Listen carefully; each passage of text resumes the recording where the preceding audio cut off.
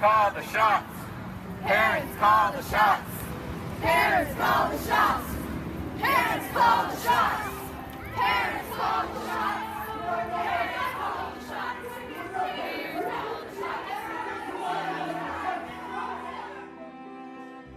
November 16th, 2018, Ethan Lindenberger, a high school student from Ohio, asks the subreddit r/nodumbquestions if he legally is able to receive vaccinations without parental consent, as his mother had opted not to vaccinate her child, as she believed they were linked as one of the causes of autism and other major health conditions.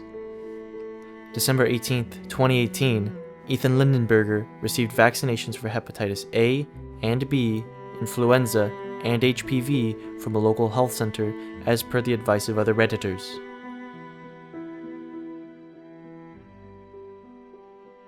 In March, Lindenberger appeared before the Senate in order to bring to light the dangers of misinformation and how people who oppose vaccines use that information in order to promote and spread their ideas. For example, Lindenberger's mother believed falsely that vaccines were the cause of reduced brain function. And my mother is an anti-vax advocate that believes vaccines cause autism, brain damage, and do not benefit the Health and Safety Society, despite the fact such opinions have been debunked numerous times by the scientific community.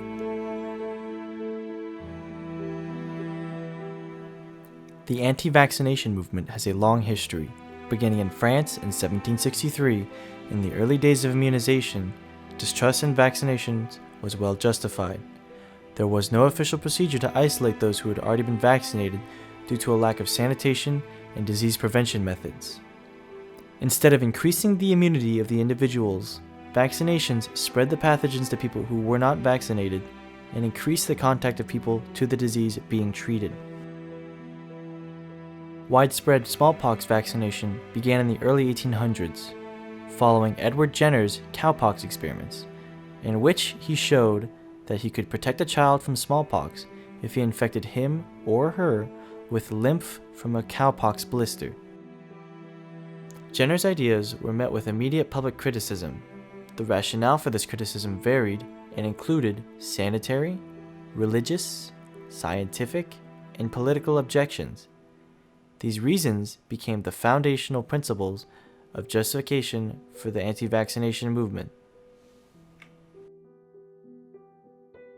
Vaccinations became more and more popular and safe in the mid-1920s.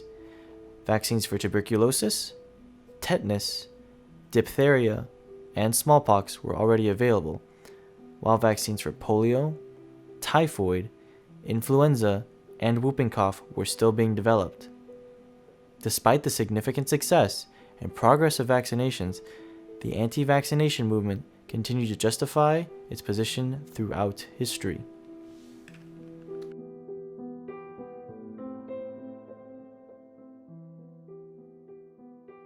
In 1853, Great Britain passed an act which ordered the mandatory vaccination of all infants up to 3 months old. Later, the Act of 1867 extended this age requirement to 14 years and penalized those who opposed vaccinations. The passing of this act led to serious resistance and triggered the creation of anti-vaccination organizations such as the Anti-Vaccination League and Anti-Compulsory Vaccination League. The movements spread to America in 1879 with the arrival of William Tebb. American anti-vaccinationists combated the mandatory policies regarding vaccinations in states such as California, Illinois, and Wisconsin. Due to the smallpox outbreak in 1902, the Board of Health of Cambridge in America required all citizens to be vaccinated to protect the public from communicable diseases. Henning Jacobson, a city resident, refused vaccination on the grounds that the law violated his right to care for his own body how he knew best. In turn, the city filed criminal charges against him, and the case was taken to the Supreme Court, where the court ruled that the state had the right to enact compulsory laws to protect the public. This was the first U.S. Supreme Court case concerning the power of the states in public health law. At the end of the 1990s, the CDC had declared the United States had been completely eradicated of the measles virus, as a result of the usage of its extremely effective vaccination. More recently, the CDC released a report outlining that the previously thought to be eradicated disease had made a comeback. with reported cases being widespread. This year alone, 626 cases being reported in 22 states, with the number of cases this year approaching the highest recorded number of cases in a whole year in the United States of 667 being reported in 2014. The United States is not alone in experiencing anti-vaccination movements causing public health crises. Published in The Lancet in 1998, Andrew Wakefield claimed that a new syndrome had developed as a result of the usage of the MMR vaccine, causing autism and gastrointestinal disease. This led to a massive measles outbreak in the United Kingdom, which eventually spread to the United States, being perpetuated by physicians who swayed public opinion through the guise of misinformation, through falsifying records, and allowing individuals who had not been vaccinated to attend school. The measles virus is not the only thing that has been spread as a result of the decision to not vaccinate oneself. Whooping cough has also risen in prominence as a result of the anti-vaccination movement. Cases in the United States reached an all-time low in 1976 of 1,019 cases and fluctuated around that amount until 1995, when the number of cases increased drastically.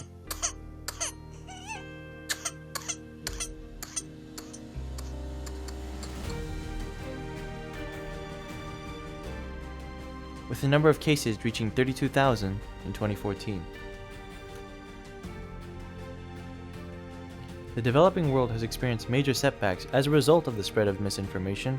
Within Nigeria, Pakistan, and Afghanistan, those involved in misinformation campaigns have claimed that these vaccination programs have been a method by Western nations to reassert control over their population by sterilizing or facilitating the spread of HIV. Mohammed Adamu is one of a growing number of children with polio in Kano. In the nearby village of Gazawa, 9 children have the disease. Last year, Nigeria reported more than 790 cases, the largest outbreak of polio in the world. Open sewers and poor sanitary conditions are conducive for the polio virus, but many parents in northern Nigeria also refuse to immunize their children. The problem of non-vaccination is not one that is distant. It is one that is more close to home. Breaking news to get to right now involving a Plano school. CBS 11 has just learned on this second week of school, Plano West Senior High has just confirmed a case of measles. Students, faculty, and the staff there could have been exposed August 14th to the 16th. Within Plano, at Plano West Senior High School, a measles outbreak in August of 2018 impacted the high school, leading to students not attending class in fear of their safety and attempting to prevent the spread. In a poll we took on Instagram, we found that out of 214 students surveyed at Plano Senior, 194 said that they were vaccinated and 20 said they were not.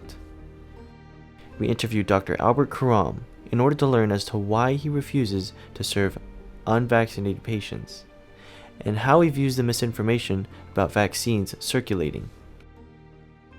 Dallas-based pediatrician Dr. Albert Karam refueled the vaccination debate on social media by releasing his office policy of not scheduling visits for non-vaccinated children.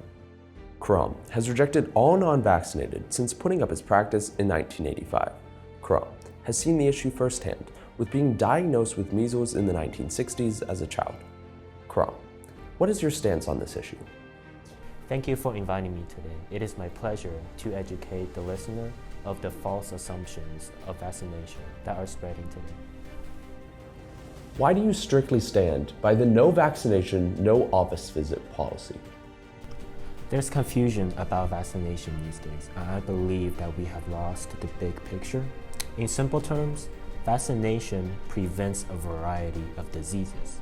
By being vaccinated, a patient can help prevent and eradicate a specific disease.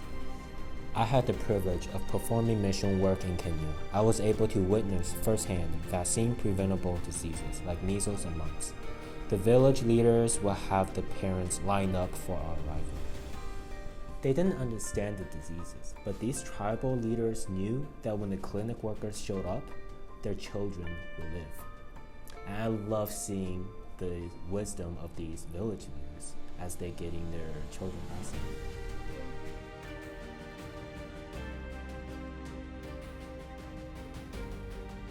We also interviewed an unvaccinated student at Plano Senior High School, in an attempt to understand how and why his parents did not wish to vaccinate him. As per his request, we have censored his face and disfigured his voice in order to leave him anonymous. Is there a specific event that caused your parents to oppose vaccinations? I don't think so. I think my mom just started reading the conspiracy theories on the internet, and we started to think that vaccines were bad. Okay, because of how you grew up, do you personally oppose vaccines? I think vaccines are good, but I don't have any legal power to get vaccinated. So no, I do not oppose vaccines. Based on the reemergence of diseases that are now growing widespread, are you afraid for your health, and how does your parents feel about this? Well, after hearing about the measles outbreak at Plano West, I was a little scared, but really, I kind of don't think it will happen to me for some reason, even though that's not very reasonable. I'm afraid slightly. I don't want to get my vaccines as soon as I can. I haven't talked to my parents about it, because last time I talked to my mom, she was very defensive about it. So. Do you sometimes argue with your parents for their actions that put your health at risk? I've only argued with my mom once, and she was very upset, so I haven't talked to her since. And what is your opinion on the anti-vaccination movement? I think the anti-vaccination movement is not based on fact, and it's purely sensational and emotional, and I think that something should be done about it. Okay, and will you take it on yourself to get vaccines when you turn 18? I'll try my best to get vaccinated when I'm 18. I don't know the procedure yet, but I will try. Okay, and does your parents have an influence on your point of view? Not really. No. And do you feel that there is enough information to support your claim? I think there's plenty of information out there to support my claim. That seems like it. In today's modern world, the potential benefits outweigh the downsides. Cheap and free vaccinations are prevalent in the United States, making access to these life-saving drugs easier. Vaccines are known to prevent the spread of harmful diseases, may harm the general public if not vaccinated. Early vaccinated children have improved the overall immune system. Diseases that could have been prevented from vaccination are costly and less treated by doctors around the world. Although there are reports of extreme side effects due to vaccinations, cases of such scenarios are extremely rare, thus the overall benefit outweighs the risks. Infants are known to be able to withstand vaccination. Vaccination is proven to be non-toxic. Vaccinations are known to not cause autism. Vaccinations are also known to not cause the disease they are trying to prevent. Today, vaccinations have been effective in preventing the spread and minimizing the spread of numerous diseases. This has reduced the potential for a major outbreak of such diseases.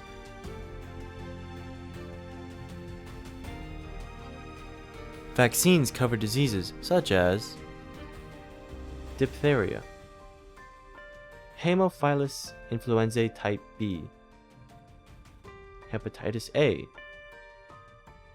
hepatitis B, human papillomavirus, influenza, measles, meningococcal infections, mumps, pertussis, pneumococcal infections, polio, rotavirus, rubella, tetanus, varicella, all these to name a few. In conclusion, vaccines are highly beneficial for both public and private health, as well as sanitation, and the rationale behind the anti-vaccination movement is outdated and based off of false principles. We hope people verify the validity and credibility of information they are receiving in order to prevent the spread of inaccurate assumptions and unverified information.